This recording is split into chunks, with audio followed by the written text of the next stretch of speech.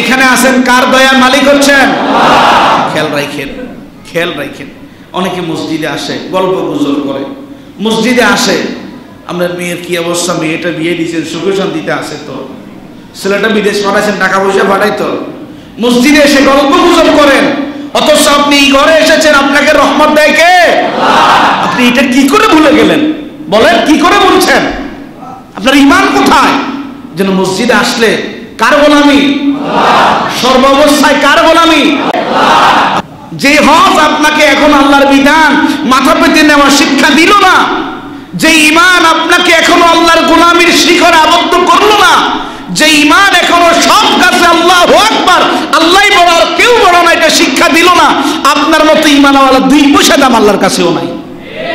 এই জন্য ভাই ঈমানটা ঠিক করো। বিসমিল্লাহির রহমানির রহিম। আমাদেরকে কিছু কাজ করা লাগবে, কিছু কি করা লাগবে? কাজ করা লাগবে। আজকে ওই কার্যাবলীগুলা কি কি, যেই কার্যাবলীগুলা করার মধ্য দিয়ে আপনি আল্লাহর দয়ার ভাগীদার হবেন, ওই বিষয়ে আমরা কথা বলবো। ওয়া মা তাওফীকি ইল্লা বিল্লাহ। আল্লাহ তাআলা যিনি বলবেন, যিনারা শুনবেন, সকলকে ইখলাসের সাথে দিল দিয়ে শুনে আমল করা তৌফিক দান করেন, সকলে বলি আমিন। প্রিয় ভাই সব, প্রিয় ভাই সব, আমাদের আল্লাহ রহমান। আমাদের আল্লাহ কি? একটু বলেন, আমাদের আল্লাহ কি? দিল থেকে বলেন, আমাদের আল্লাহ কি? প্রিয় ভাইয়েরা, আল্লাহ সুবহানাহু ওয়া তাআলা বান্দার প্রতি অতীব দয়ালু। আল্লাহ তাআলা বান্দার প্রতি অতীব দয়াশীল। আল্লাহ বান্দাকে খুবই মায়া করেন। আর এই মায়ার কারণে এই দুনিয়ার হায়াতের মাঝে অন্যায়, অপরাধ, পাপাচার করার পরেও আল্লাহ যেই উদ্দেশ্যে আপনাকে পৃথিবীতে পাঠিয়েছেন, ওই উদ্দেশ্য আপনি এখনো বাস্তবে রূপায়িত করছেন না। আল্লাহ যে উদ্দেশ্যে আপনাকে পাঠিয়েছেন, ওই উদ্দেশ্যের রোড ম্যাপ অনুযায়ী আপনি চলছেন না। এরপরেও আল্লাহ তাআলা আপনাকে খাওয়াচ্ছেন, আল্লাহ আপনাকে এখনো সুস্থ রেখেছেন, আল্লাহ আপনাকে এখনো চোখের পাওয়ার ঠিক রেখেছেন, আল্লাহ এখনো আপনাকে হৃদয়ের স্পন্দন ঠিক রেখেছেন।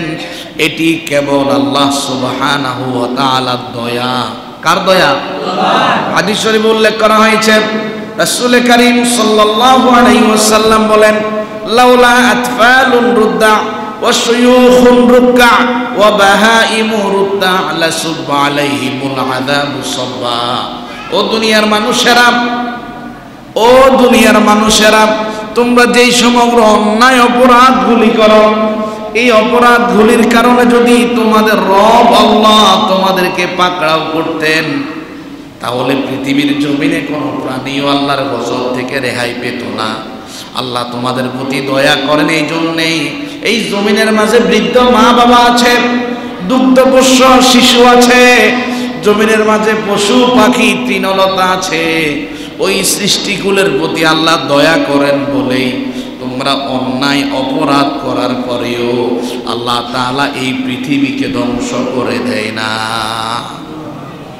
এজন্য প্রিয় ভাই, আল্লাহর দয়া অর্জন করা লাগবে, আল্লাহর দয়া নিয়েই বাঁচা লাগবে, আল্লাহর দয়া নিয়েই কিয়ামতের ময়দানে উঠানো লাগবে।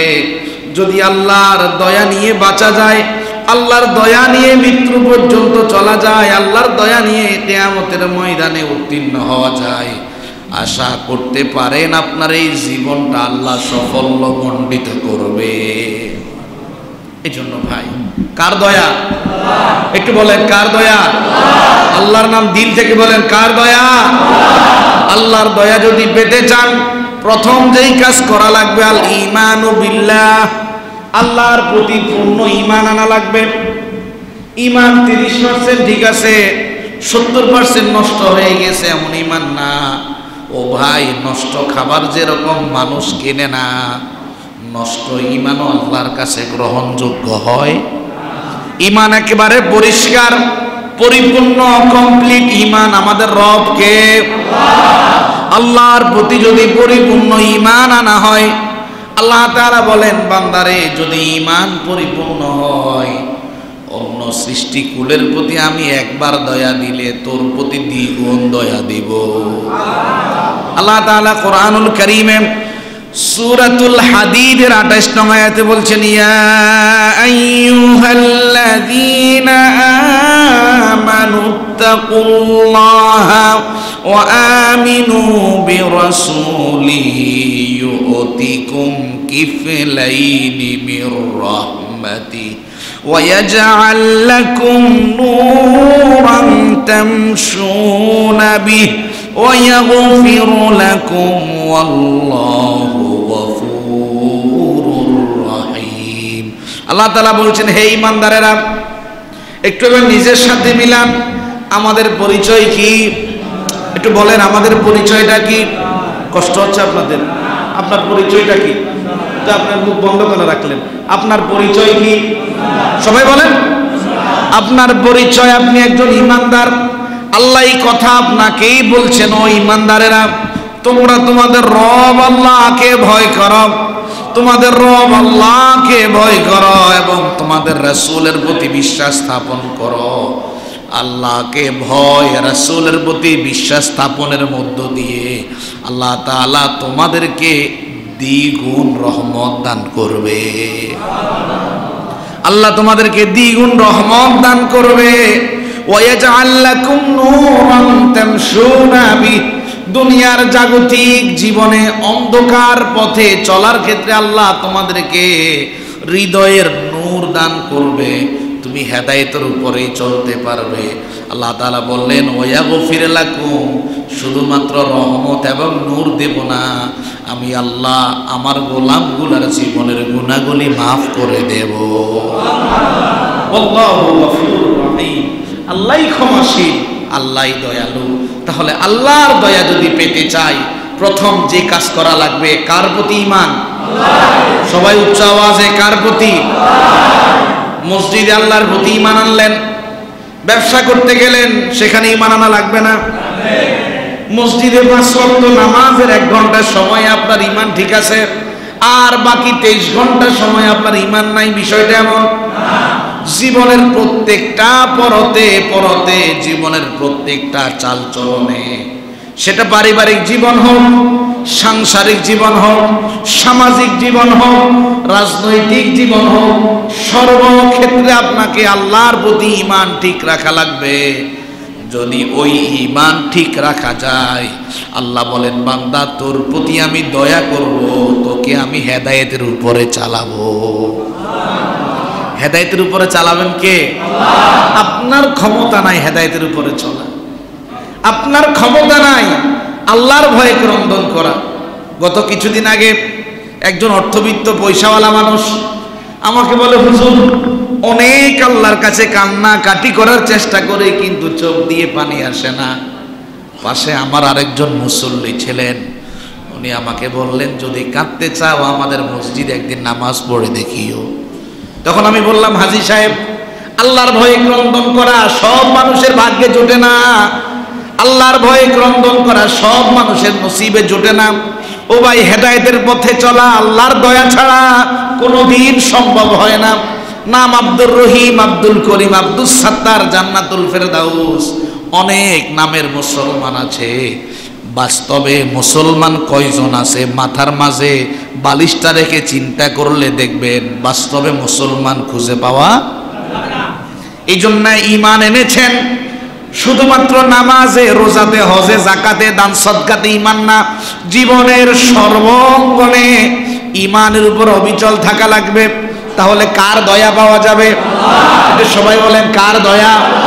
আল্লাহ তাআলা বলছেন সূরাতুন নিসায়ের 175 নং আয়াত, ফাআম্মাল্লাযীনা আমানু বিল্লাহি ওয়া'তাসামু বিহি ফাসায়ুদখিলুহুম ফি রাহমাতিন মিনহু ওয়া ফাদল ওয়া ইয়াহদিহিম ইলাইহি সিরাতাম মুস্তাকিমা। আল্লাহ তাআলা বলেন, অতঃপর যারা ঈমান আনলো, একটু নিজের সাথে মিলান, অতঃপর যারা ঈমান আনলো, ঈমান তো আনলেন, কথা কয় না, ঈমান আনছেন তো? অতঃপর যারা ঈমান আনলো এবার নিজের সাথে মিলেন, আমি তো ঈমান এনেছি। ওয়াতাসামু বিহি, এবং ঈমানকে মজবুত করে ধারণ করলো। এবার মিলেন, মসজিদে আমি ঠিকই ঈমানটা মানলাম, আমার সমাজ জীবনে ঈমান নাই, আমার রাজনৈতিক জীবনে ঈমান নাই, আমার ব্যবসায়িক জীবনে ঈমান নাই, আমার আচার আচরণে ঈমান নাই, আমার লেনদেনে ঈমান নাই, আমার সম্পদ বন্টনে ঈমান নাই, আমার ব্যবসা নীতি, সমাজ নীতি, পারিবারিক নীতি, কোনো কিছুর মাঝে ঈমান নাই, অথচ আমি ঈমানদার দাবি করি।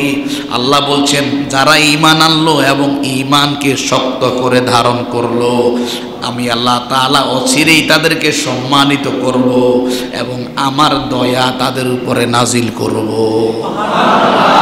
কার দয়া? আমি আমার দয়া নাজিল করব, আমার দয়ার ভিতরে তাদেরকে ঢুকাবো। ওয়াহদিহিম ইলাইহি সিরাতাম মুস্তাকিমা। শুধু তাই নয়, দুনিয়ার 50 বছর 70 বছর হায়াতের মাঝে আমার বান্দা পদভ্রষ্ট হয়ে যেতে পারে, আমি আল্লাহ তার প্রতি এত দয়া করব যে ঈমান ধারণ করে রাখবে তাকে আমি ধরে ধরে হেদায়েতের উপরে পরিচালিত করব। সুতরাং আপনাকে এখন থেকে সিদ্ধান্ত নেওয়া লাগবে, ঈমান শুধুমাত্র মসজিদের মাঝে না, আমার ঈমান সর্ব অবস্থায়। ঈমান কোন অবস্থায়? যদি সর্ব অবস্থায় ঈমান ঠিক রাখতে পারেন তাহলে কার রহমত পাবেন? 2 নম্বর কাজ, যদি আল্লাহর রহমত পেতে চান, 2 নম্বর কাজ তাআতুল্লাহি ওয়া রাসূলি। আল্লাহর বিধান মাথা পেতে নেবেন, রাসূলের সিদ্ধান্ত মাথা পেতে নেবেন। যদি আল্লাহর সিদ্ধান্ত, রাসূলের সিদ্ধান্ত মাথা পেতে দিতে পারেন, আল্লাহ রব্বুল আলামিন আপনার প্রতি রহমত দয়া নাজিল করবে।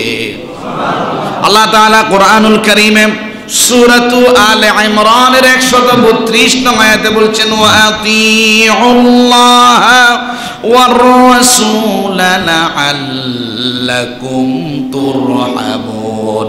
ও দুনিয়ার মানুষ, আল্লাহর গোলামি করো, আল্লাহর বিধানকে মাথা পেতে নাও এবং আমার রাসূলের আনুগত্য করো, আশা রাখো তোমার প্রতি তোমার আল্লাহ দয়া নাজিল করবে। কে দয়া নাজিল করবে? আল্লাহ তাআলার কাছ থেকে দয়া পেতে হলে কার বিধান মাথা পেতে নেওয়া লাগবে? কথা কয় না, কার বিধান?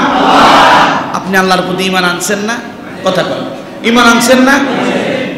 যদি ঈমান আনেন, আপনাকে আল্লাহর বিধান মাথা পেতে নেওয়া লাগবে জীবনের সর্বাবস্থায়। কে বড়? আল্লাহ। এজন্য প্রিয় ভাই, আপনি যেই দিন ঈদের নামাজ পড়তে আসলেন ওই দিনও তাকবীর দিলেন আল্লাহু আকবার। যেই দিন আপনার জন্ম হলো ওই দিন কানের মাঝে উচ্চারিত হলো আল্লাহু আকবার। যেই দিন আপনি মারা যাবেন ওই দিনও আপনার সামনে দাঁড়িয়ে বলা হবে আল্লাহু আকবার। আমার জীবনে সর্ব অবস্থায় কার সিদ্ধান্ত বড়?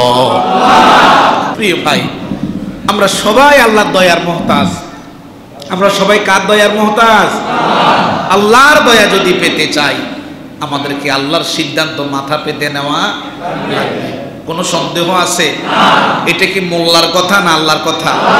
আল্লাহ তাআলা কোরআনুল কারীমে সূরাতুন নূরের 56 নং আয়াতে বলছেন, ওয়া আকিমুস সালাতা ওয়া আতুজ যাকাতা ওয়া আতিউল্লাহা ওয়া আতিউর রাসূল লাআল্লাকুম তুরহামুন। ও দুনিয়ার মানুষ, নামাজ কায়েম করো। নামাজ কি করো? নামাজ পড়া না, নামাজ সমাজে কায়েম করো। নামাজ কায়েম করো, যাকাত প্রদান করো, আল্লাহর গোলামি করো, রাসূলের আনুগত্য করো। আশা রাখতে পারো তোমাদের রব আল্লাহ তোমাদের প্রতি দয়া নাজিল করবে। এখন থেকে এই মুহূর্তে এই সময় সিদ্ধান্ত নেওয়া লাগবে, হায়াতের মাঝে যত সময় আমি কাটিয়েছি, যেই সময় গিয়েছে আমার হায়াত থেকে, এই মুহূর্তে এখনই আমি সিদ্ধান্ত নিলাম আমার জীবনে আল্লাহর গোলামি, রাসূলের আনুগত্য ছাড়া আর কোনো কিছু চলবে না। কথা কয় না, চলবে না। কেমন আনুগত্য? কেমন আনুগত্য নবীর সাহাবীরা করেছেন একটু শুনুন। নবীর সাহাবীরা কেমন নবীকে আনুগত্য করতেন। হযরতে আনাস ইবনে মালিক রাদিয়াল্লাহু আনহু হাদিস বর্ণনা করেন, সহিহ বুখারী শরীফের হাদিস। তিনি বলেন, একবার নবীজির কাছে একজন সাহাবী, একজন জনৈক ব্যক্তি এসে বললেন, ইয়া রাসূলুল্লাহ উকিলাতিল হুমুরু, গৃহপালিত যতগুলা গাদা আছে গাদা জবাই করে আপনার সাহাবীরা গোশত পাক করে খাওয়া শুরু করেছে। গৃহপালিত যতগুলা গাদা আছে, যে গাদাগুলা দিয়ে সাহাবায়ে কেরাম নিজের প্রয়োজনে মাল সামানা গ্রহণ করত, গৃহপালিত গাদাগুলা জবাই করে সুন্দর করে রান্না করে সাহাবায়ে কেরাম খাওয়া শুরু করেছে। ওই সাহাবী যখন রাসূলকে এই কথা জানালো, নবীজি নীরব রইলেন, কোনো উত্তর দিলেন না। হযরত আনাস ইবনে মালিক রাদিয়াল্লাহু আনহু বলেন, ওই সাহাবী আবার রাসূলকে একই কথা বললেন, উকিলাতিল হুমুর, ইয়া রাসূলুল্লাহ গাদাগুলা জবাই করে খেয়ে ফেলা হচ্ছে। নবীজি নীরব রইলেন, কোনো জবাব দিলেন না।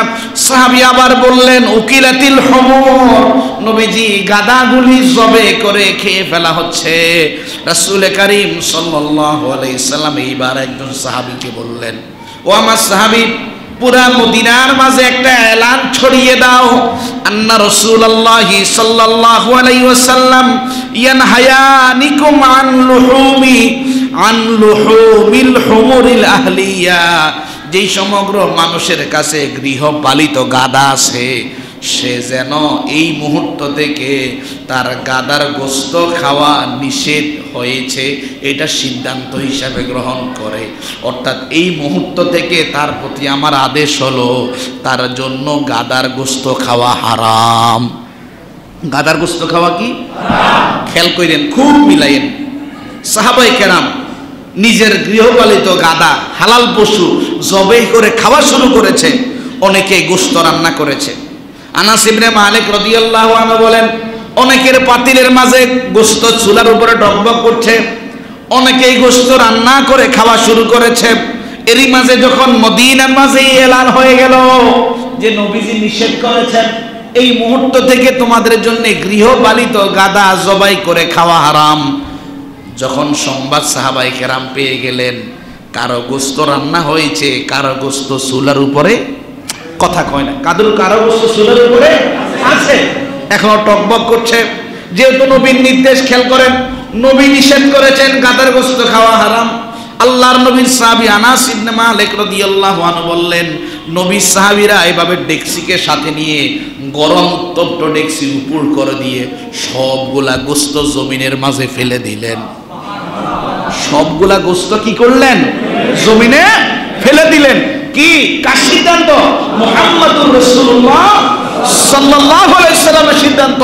গাদার গোশত খাওয়া হারাম, নবীজি হারাম করেছেন।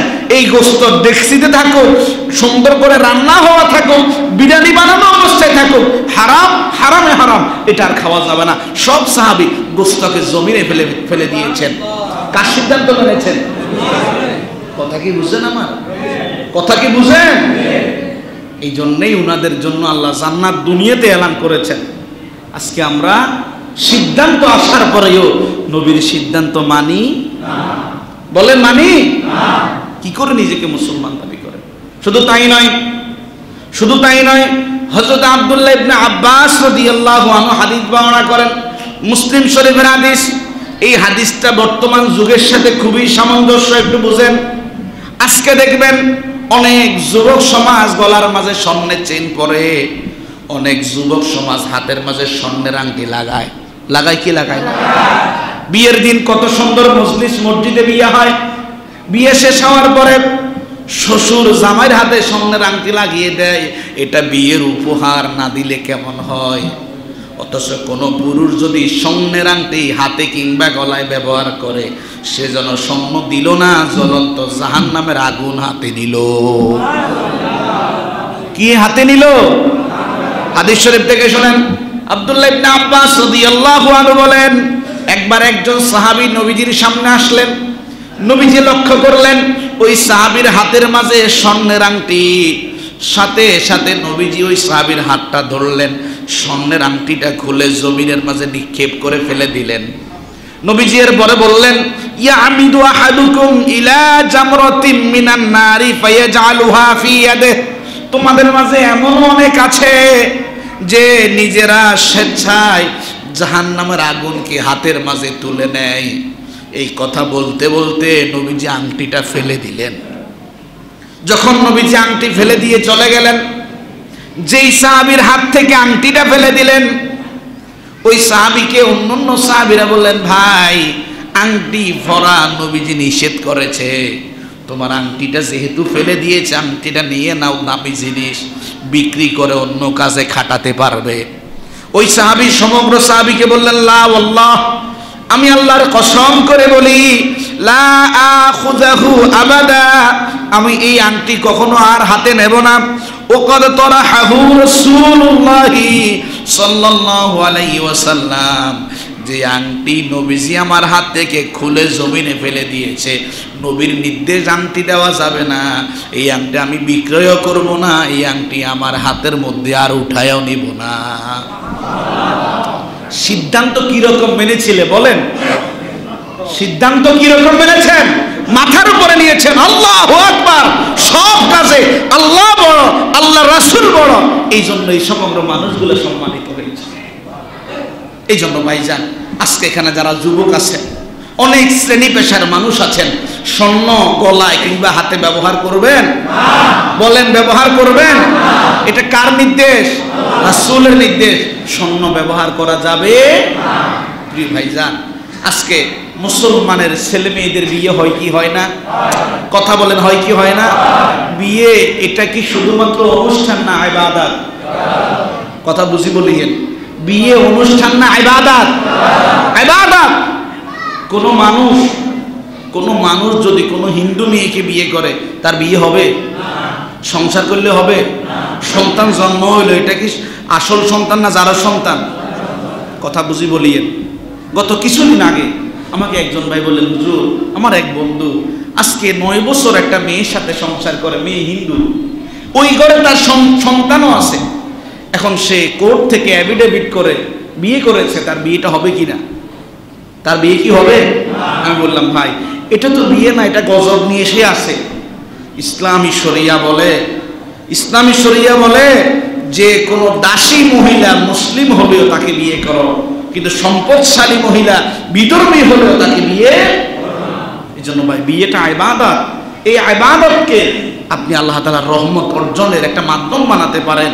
আজকে বিয়ে অনুষ্ঠানে গেলে মুসলমানের সন্তানেরা, বাপ যায় একরকম, মা যায় আরেক রকম, মেয়েকে আরেক দ্বিতীয় বউ সাজায় উপস্থাপন করে কি করে না?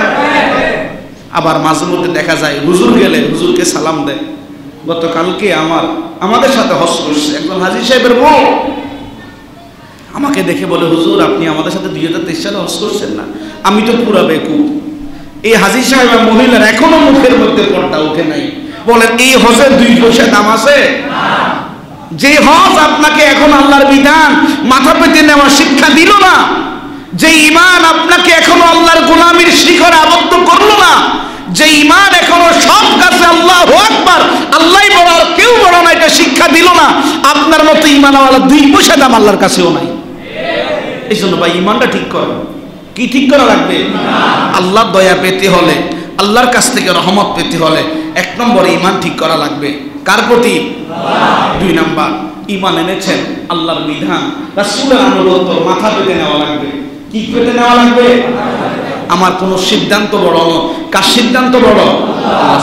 3 নাম্বার, যদি আল্লাহ দয়া পেতে চান, আল ইস্তিমাউ ওয়াল ইনসাতু লিল কোরআনিল কারীম, আপনার সামনে যখন কোরআনের বাণী উপস্থাপিত হবে, কোরআনের বাণীর তেলাওয়াত হবে, কোরআনের তাফসীর হবে, আপনি হৃদয়ঙ্গম করবেন, মনের দিল দিয়ে শুনবেন, আল্লাহ তাআলা আপনার প্রতি রহমত নাজিল করবে। এখন যে আমরা এখানে কথাগুলো বলছি, কার কথা হচ্ছে? কি নিয়ে কথা হচ্ছে? কথা বলেন কি নিয়ে? এই যে আপনারা মনোযোগের সাথে কথাগুলো শুনছেন, এই মুহূর্তে আল্লাহর রহমত আপনাদের প্রতি নাজিল হচ্ছে। আল্লাহ তাআলা কোরআনুল কারীমে সূরাতুল আ'রাফের 102-104 নং আয়াতে বলছেন, ওয়াইদা কুরিআল কুরআনু ফাসতামিউ লাহু ওয়া আনসিতু লাআল্লাকুম তুরহামুন। ও বান্দারা, যখন তোমাদের সামনে কোরআন তেলাওয়াত হয়, কোরআনের বাণী উপস্থাপিত হয়, কোরআনের ব্যাখ্যা বিশ্লেষণ করা হয়, ফাসতামিউ লাহ, তুমি ওই সময় দিলের কান দিয়ে কথাগুলি শোনো। ও আনসিতু, একে অপরে গল্প গুজবে নিমজ্জিত হয়ে যেও না, চুপ থাকো। লাআল্লাকুম তুরহামুন, আশা করতে পারো মনোযোগের সাথে শোনার কারণে, অবাঞ্ছিত কথা একে অপরের সাথে বলা পরিহারের কারণে তোমাদের রব আল্লাহ তোমাদের প্রতি রহমত নাযিল করবে। অন্য হাদিসে উল্লেখ করা হয়েছে, হযরত আবু হুরায়রা রাদিয়াল্লাহু আনহু হাদিস বর্ণনা করেন, মুসনাদে আহমদের হাদিস, রাসূল করিম সাল্লাল্লাহু আলাইহি ওয়াসাল্লাম বলেন, মান ইসতামাআ ইলা আয়াতিন মিন কিতাবিল্লাহ, কোন মানুষ যদি আল্লাহর কিতাবের একটা আয়াত শোনে, আল্লাহর কিতাবের কয়টা আয়াত? এতক্ষণ পর্যন্ত অনেকগুলো আয়াত বলছি না, সবাই শুনছেন তো? সবাই শুনছেন? পিছনের বাইরে একটু নীরব আছেন, মনে হয় শুনেন নাই। শুনছেন তো? শুনছেন। আল্লাহর কিতাবের কোন একটা আয়াত যদি আল্লাহর কোন বান্দা শুনে, নবীজি বললেন কুতিবাত লাহু হাসানাতাম মুদাআফা, ওই আয়াত শোনার বিনিময়ে আল্লাহ তার আমল নামায় অগণিত সওয়াব দিয়ে দেয়। ওমান তালাহা কানাত লাহু নূরান ইয়াউমাল কিয়ামাহ, যেই বান্দা ওই আয়াত তেলাওয়াত করে মানুষদেরকে শোনালো, কিয়ামতের ময়দানে ওই আয়াত ওই তেলাওয়াতকারী বান্দার জন্য নূর হয়ে যাবে। আল্লাহর দয়া যদি পেতে চাই, 4 নাম্বার যে কাজ করা লাগবে, ইত্তিবাউল কোরআন ওয়াল আমালু বিহি, এই কোরআন মেনে চলা লাগবে, এই কোরআন অনুযায়ী আমল করা লাগবে।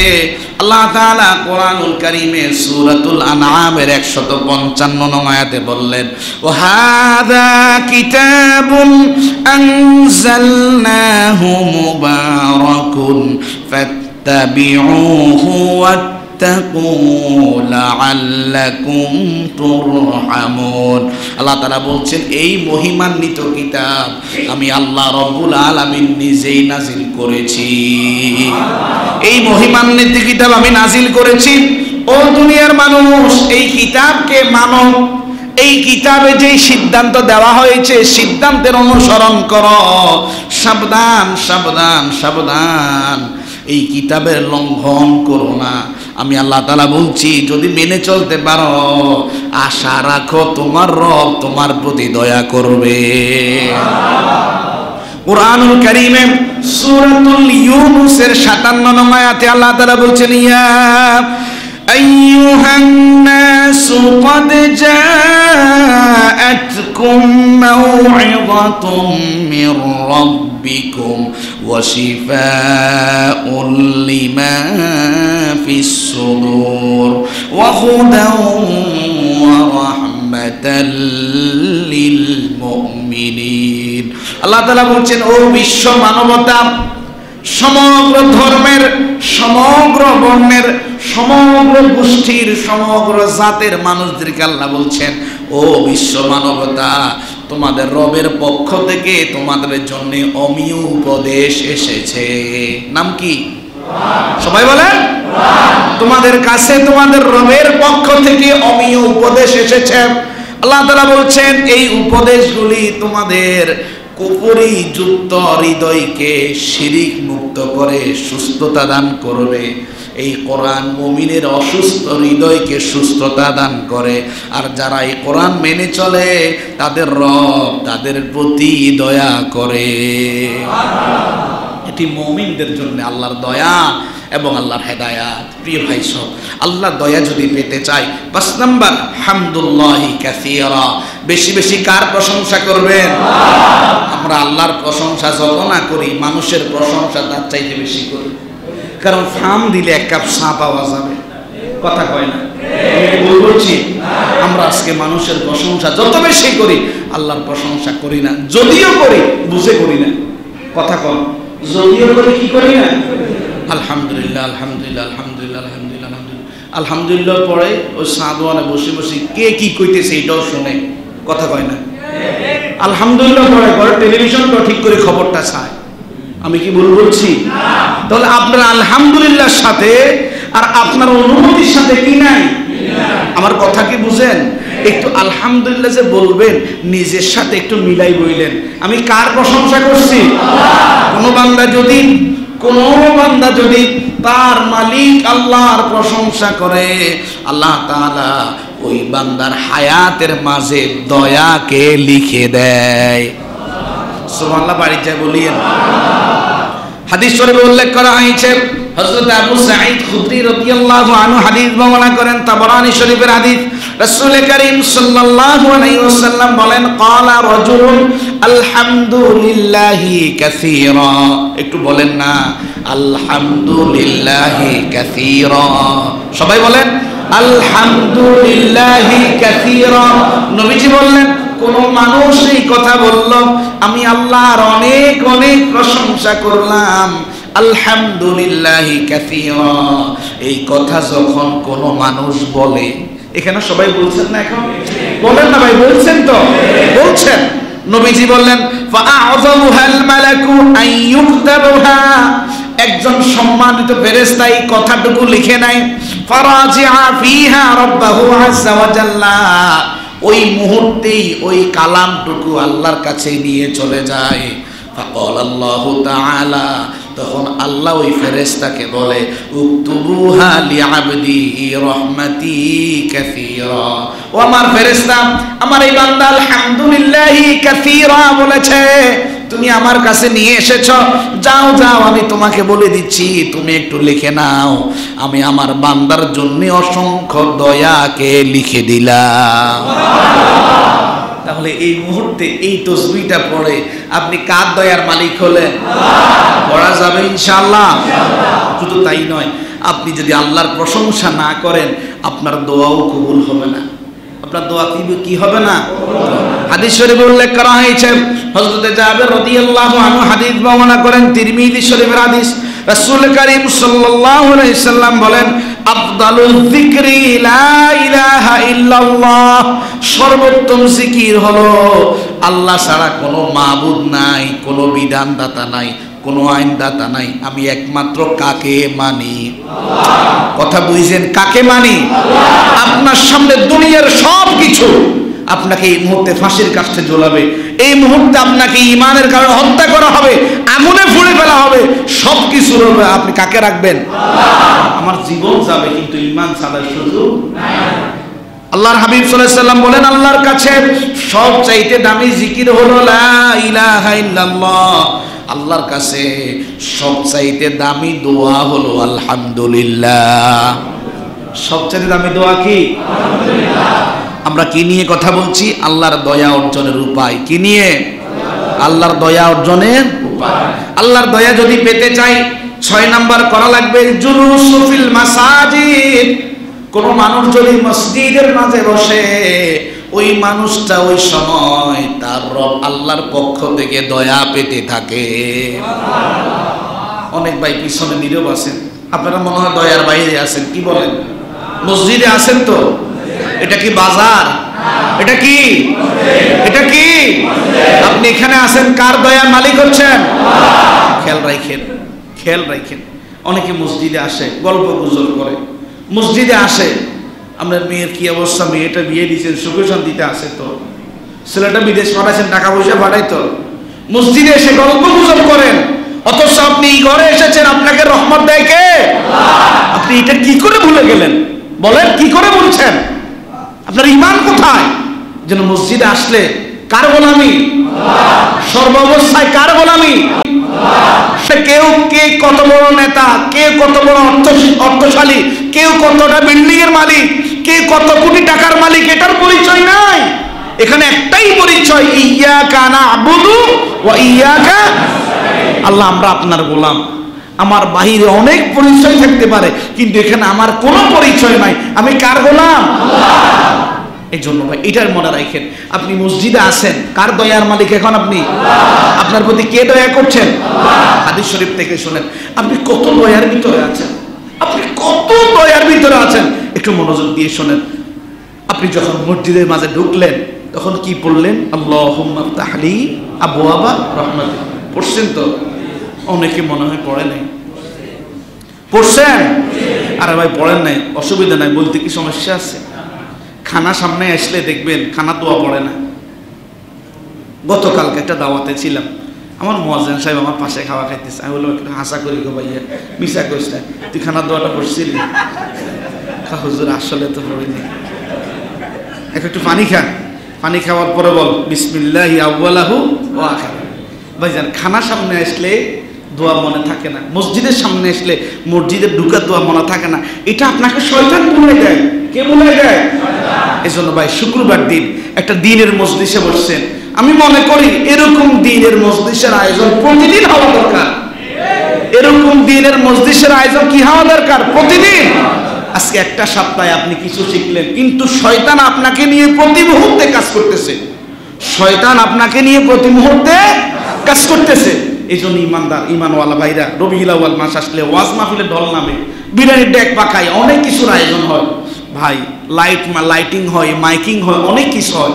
এত টাকা পয়সা খরচ না করি এই যে দিনের তালিম তারবিয়তের আয়োজনগুলো প্রতিদিন করা যায় না?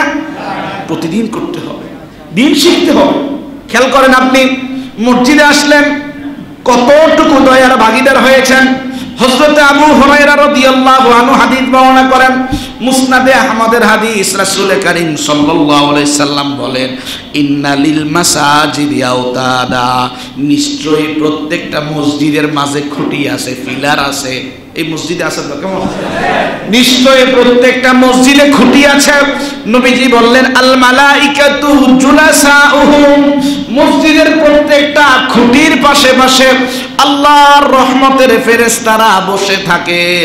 ইন গাবু ইয়াফতাকিদুনহুম, আল্লাহর কোন বান্দা প্রতিদিন মসজিদে আসে, আল্লাহর কোন বান্দা প্রতিদিন মসজিদে আসে, কিন্তু হঠাৎ করে আজকে মসজিদে তার আসা হলো না। যে ফেরেশতা খুঁটির মাঝে বসা আছে, ওই ফেরেশতা ওই বান্দাকে খুঁজতে থাকে, হাইরে আব্দুর রহিম প্রতিদিন মসজিদে আসতো, আজকে কেন নাই? আব্দুর রহিমকে সে খুঁজতে থাকে। নবীজি বললেন, এক পর্যায়ে খুঁজতে খুঁজতে ও ইন মারিদু আদুহুম, যদি আব্দুর রহিম অসুস্থতার কারণে মসজিদে আসতে না পারে, আব্দুর রহিম এই মুহূর্তে হসপিটালের মাঝে পড়ে আছে, ওই রহমতের ফেরেশতা ওই অসুস্থ আব্দুর রহিমের জন্য আল্লাহর কাছে দোয়া করতে থাকে। আল্লাহ, এই আব্দুর রহিম প্রতিদিন মসজিদের মাঝে আসতো, প্রতিদিন আপনার নামে জিকির করতো, আপনাকে আল্লাহ বলে রাখতো, আপনার ভয়ে অশ্রু বিসর্জন করে করে কাঁদতো। আল্লাহ, আমি দেখেছি, আমি সাক্ষী ছিলাম, আজকে আব্দুর রহিম মসজিদের মাঝে নাই। আল্লাহ, আমি খুঁজে পেয়েছি সে অসুস্থ। আল্লাহ, আমি দোয়া করি আপনি আব্দুর রহিমকে সুস্থ করে আবার মসজিদে আনেন। নবীজি বললেন, ওয়া ইন কানু ফি হাজাতি আআনুহু, যদি ওই বান্দা কোনো না কোনো কারণে কোনো না কোনো বিপদের মাঝে পড়ে মসজিদে আসতে না পারে, আল্লাহর নবী বলেন ওই ফেরেশতা ওই বান্দাকে সরাসরি সাহায্য করে। আল্লাহর কত দয়া দেখেন, শুধু আপনি মসজিদে আসছেন, আপনাকে ফেরেশতা চিনে রেখেছে। কে চিনে রাখছে? ফেরেশতা চিনে রেখেছে। আপনার জন্য সে দোয়া করছে, আপনার সুস্থতা কামনা করছে, এবং আল্লাহর ফেরেশতা আপনাকে বিপদে সাহায্য পর্যন্ত করছে। এটা কি দয়া না? শুধু তাই নয়, অন্য হাদিসে উল্লেখ করা হয়েছে, হযরত আব্দুল্লাহ ইবনে ওমর রাদিয়াল্লাহু আনহু হাদিস বর্ণনা করেন, সুনান ইবনে মাজার হাদিস। তিনি বলেন, সাল্লাইনা মা রাসূলিল্লাহি সাল্লাল্লাহু আলাইহি ওয়াসাল্লাম আল মাগরিবা, একদিন আমরা নবীজির পিছনে নবীজির ইমামতিতে মাগরিবের নামাজ পড়লাম।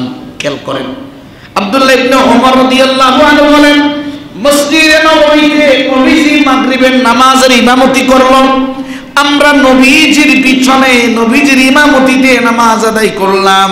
ফারাজা মান রাজা ওয়া আকাবা মান আকাবা, যে সমগ্র মানুষেরা নামাজ পড়ে চলে যাওয়া তারা চলে গেল, আবার কিছু কিছু মানুষ তাসবিহ তাহলিল আদায়ের জন্য মসজিদে বসে রইল। এরকম হয় কি হয় না? বলেন, হয় কি হয় না? ঠিক এরকম একটা পরিবেশ সাহাবায়ে আজমাইনের মাঝে ওই মাগরিবের ওয়াক্তে সংঘটিত হয়েছিল। হঠাৎ করে নবীজি মসজিদ থেকে বের হয়ে গেলেন, কিছুক্ষণ পরে আবার মসজিদে আসলেন। যে সমস্ত মানুষেরা ওই সময়ে মসজিদের মাঝে বসে বসে তাসবিহ পড়েছিল, আল্লাহর ঘর মসজিদে যারা অবস্থান করেছিল ওই মানুষগুলাকে নবীজি বললেন আবেশিরু হাদা, ও আমার উম্মতেরা যারা এখনো মসজিদে বসে আছো তোমরা সুসংবাদ গ্রহণ করো, তোমরা সুসংবাদ গ্রহণ করো। কেমন সুসংবাদ? রব্বুকুম ক্বাদ ফাতাহা বাবাম মিন আবওয়াবিস সামা, আমি রহমাতাল লিল আলামিন দেখতে পাচ্ছি তোমাদের রব তোমাদের প্রতি এত খুশি হয়েছে, তোমাদের জন্য আসমানের সবগুলা রহমতের দুয়ার খুলে দিয়েছে। ইউবাহি বিহিমুল মালাইকা, শুধু তাই নয় তোমাদেরকে নিয়ে ফেরেশতাদের সাথে গর্ব করছেন। দেখো আমার এই গোলামগুলা চাইলে মসজিদ থেকে বের হয়ে যেতে পারতো, তারা এখনো বসে বসে আমার গোলামি করছে। আল্লাহ তাআলা বলেন ফেরেশতাদেরকে উনজুরু ইলা ইবাদি, ও ফেরেশতারা আমার এই গোলামগুলার দিকে একটু তাকাও। কদ কদাও ফারিদা, তারা একটা ফরজ আদায় করেছে। ওয়া হুম ইয়ানতাযিরুনা উখরা, আর একটা ফরজ আদায়ের অপেক্ষায় আছে। আমি আল্লাহ তাদের প্রতি খুশি হয়ে গিয়েছি। প্রিয় ভাইয়েরা, তাহলে আল্লাহর দয়া যদি পেতে চাই বেশি বেশি কোথায় আসা লাগবে? শুধু জুমার দিন, শুধু ঈদের দিন? আপনাদের এই মসজিদে ঈদের দিন কয় জামাত হয়? কথা কি বুঝেন? তাহলে এই মুসল্লিগুলা নিশ্চয় জিন হইতে পারে। কথা কি বুঝেন? এই মুসল্লিগুলা নিশ্চয় জিন হইতে পারে, নিশ্চয়ই এলাকার মানুষ, কিন্তু ফজরের সময় মসজিদের বারান্দায় মুসল্লি হয় নাই। তাহলে আপনি বুঝেন আপনার সম্পর্ক ঘরের সাথে, আপনার সম্পর্ক মসজিদের সাথে। আল্লাহর হাবিব সাল্লাল্লাহু আলাইহি সাল্লাম বলেন, যে মানুষটা মসজিদকে ঘর বানাবে, যে মানুষটা মসজিদকে ঘর বানাবে, ঘর বানানোর অর্থটা কি? দিন শেষে একজন মানুষকে তার ঘরের মাঝে ফিরে যাওয়াই লাগে। ঠিক ঘরের মাঝে ফিরে যাওয়া যেমন তার জন্য সে আবশ্যক করে নিয়েছে, কোন মানুষ যদি মসজিদে নামাজ জামাতে আদায় করবে এটা নিজের জন্য আবশ্যক করে নাই, আল্লাহ ওই বান্দার প্রতি দয়া করবেন, ওই বান্দার প্রতি রহম করবেন। আল্লাহ খুশি হয়ে ওই বান্দাকে জান্নাতের মাঝে প্রবেশ করাবে। ভাইজান, আল্লাহর দয়া চাই কি চাই না? নামাজ না পড়ে, কথা বল, নামাজ না পড়ে, আল্লাহর বিধান না মেনে, হালাল না খেয়ে, হারামের উপরে টিকে থেকে আল্লাহর বিধান মাথা পেতে নিয়েছি, আল্লাহর প্রতি বিশ্বাস স্থাপন করেছি এবং আল্লাহর ঘর মসজিদে এসেছি। কার দয়া পাচ্ছি? এই মুহূর্তে কার দয়া নাজিল হচ্ছে? আল্লাহ আমাদেরকে আপনার দয়ার ভাগীদার বানান, সকলে বলি আমিন। আরেকটা পয়েন্টে কথা বলবো, আমাদের আলোচনা ধারাবাহিক থাকবে ইনশাআল্লাহ।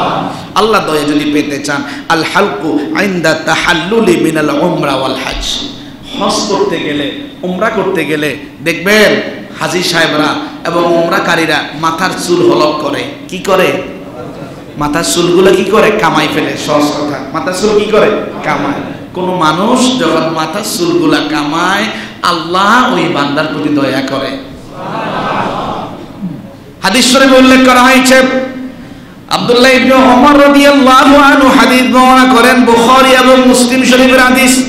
রাসূল করিম সাল্লাল্লাহু আলাইহি ওয়াসাল্লাম যেই সমগ্র মানুষগুলা হজ কিংবা উমরা করে, তারা যখন মাথা হলক করে তাদের জন্য নবীজি দোয়া করেছেন, আল্লাহুম্মা আরহামিল মুহাল্লিকিন, আল্লাহুম্মা আরহামিল মুহাল্লিকিন। আল্লাহ, যে বান্দারা হজ কিংবা উমরা করলো, মাথাটা কামাই নিল, আল্লাহ ওই বান্দার প্রতি তুমি দয়া করো। আপনি মাথা মুন্ডন করে নবীর দোয়া দ্বারা কার দয়া পেলেন? অন্য হাদিসে উল্লেখ করা হয়েছে, হযরত আব্দুল্লাহ ইবনে ওমর রাদিয়াল্লাহু আনহু হাদিস বর্ণনা করেন, তাবরানী শরীফের হাদিস। নবীজি বলেন, একজন মানুষ যখন মাথা হলক করে, কোনদিন কি গণনা করেছেন আপনার মাথার মধ্যে কয়টা চুল আছে? বলছেন? বলেন গোনা সম্ভব? আমার যদি কেউ 1 বছর টাইম দেয়, আমি আমার চুল কি গুনতে পারবো? বলেন ভাই, বলেন পারবো? পারবো না। নবীজি বলেন, একজন মানুষ যখন মাথা হলক করলো, একটু নিজের সাথে মিলান যারা হজ কিংবা উমরা করছেন, একজন মানুষ যখন মাথা হলক করলো, নবীজি বললেন, ফালাকা বিকুল্লি আশারাতিন হাসানা, আল্লাহ তাআলা প্রত্যেকটা চুলের বিনিময়ে তাকে হাসানা প্রদান করে।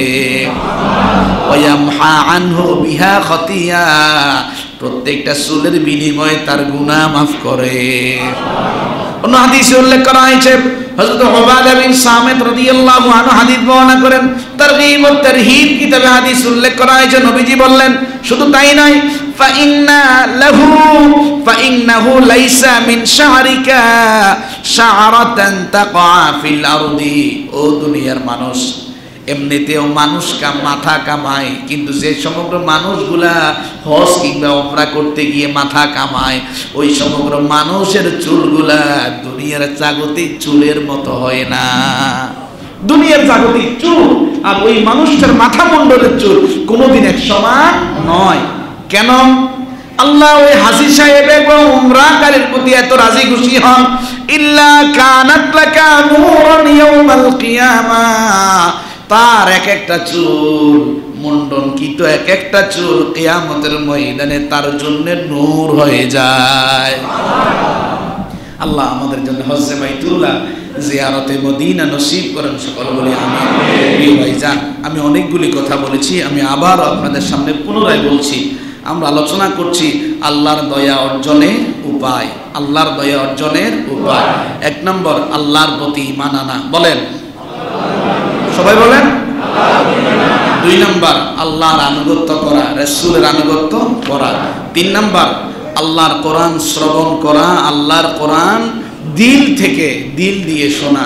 4 নম্বর, আল্লাহর কোরআন মেনে চলা, আল্লাহর কোরআনের সিদ্ধান্তগুলি গ্রহণ করা। 5 নম্বর, বেশি বেশি আল্লাহ তাআলার প্রশংসা করা। 6 নম্বর, মসজিদের মাঝে অবস্থান করা। 7 নম্বর, মাথা হলক করা।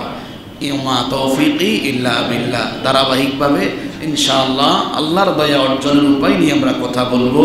যিনি বলেছেন, যিনারা শুনেছেন, আল্লাহ তাআলা সকলকে আমলে তৌফিক দিন, সকলে বলি আমিন। ওয়া আখির দাওয়ানা আনিল হামদুলিল্লাহ।